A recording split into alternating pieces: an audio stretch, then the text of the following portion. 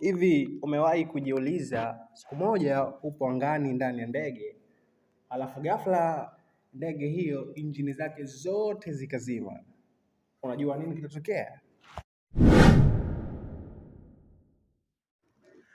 Najua wengi mtasema kwamba ndege hiyo itaanguka, ila leo nataka niwajulishe kitu kimoja very interested. Sasa ili kuelewa vizuri hicho kitu, kwanza tujue nini kazi ya injini ya ndege. Kazi ya injini ya ndege ni kuzalisha nguvu aina ya thrust. Thrust ni nguvu gani? Thrust ni nguvu ambayo inaipeleka ndege iende mbele. Kwa hiyo lengo la injini ni kuzalisha nguvu ya kuipeleka ndege iende mbele, ila si kuizalisha nguvu ya kuipeleka ndege iende angani.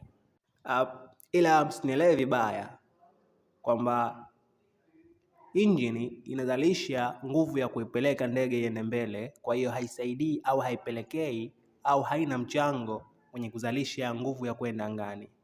Hapana, haipo hivyo. Ila injini haizalishi moja kwa moja nguvu ya kuipeleka ndege iende angani. Injini inasaidia vipi kuzalisha nguvu ya kuipeleka ndege iende angani? Nguvu ambayo inahitajika ili ndege iende angani inaitwa lift.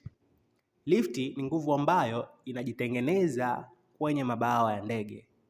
Kwa hiyo wakati ndege inakwenda mbele kutokana na thrust ambayo inazalishwa na engine, basi ile hewa ambayo inapita pembezoni au juu na chini ya mabawa ndiyo ambayo inapelekea ndege izalishe lifti, ndipo hapo ndege inakwenda angani. Kwa hiyo hapo tunaweza kuelewa vizuri sasa hivi.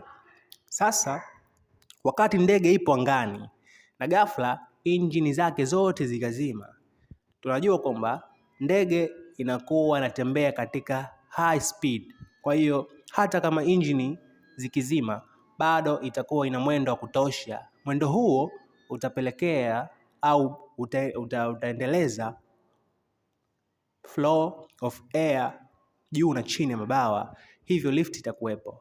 Kwa hiyo ndege haitoanguka. Ila kitendo hichi hakitakuchukua muda mrefu kwa ndege kuendelea kubaki angani, kwa sababu ili ndege iendelee kuzalisha lift ya kutosha, maana yake iendelee pia kuwepo ndani ya speed. Kumbuka kwamba speed inatokana na mwendo ambao unazalishwa au ambao unatokana na kuzalishwa kwa thrust na injini za ndege. Hivyo basi, kwa vile tayari injini zimesha feli, kwa hiyo hakuna tena speed ambayo inazalishwa. Hivyo ndege itaendelea kutembea wakati inapungua speed. Na wakati ndege inapungua speed, vile vile inapelekea kupungua kwa mtiririko wa hewa kwenye mabawa ya ndege. Na kupungua kwa mtiririko wa hewa kwenye mabawa ya ndege ndipo kunapopelekea kupungua kwa uzalishaji wa lifti. Hivyo basi itafikia wakati ndege itakosa lifti na itakwenda chini. Wadau wangu, msisahau kusubscribe channel hii kwa ajili ya kupata more information kuhusiana na ndege pamoja na mambo mbalimbali ya aviation. Pia usisahau kulike, kucomment na kushare video hii.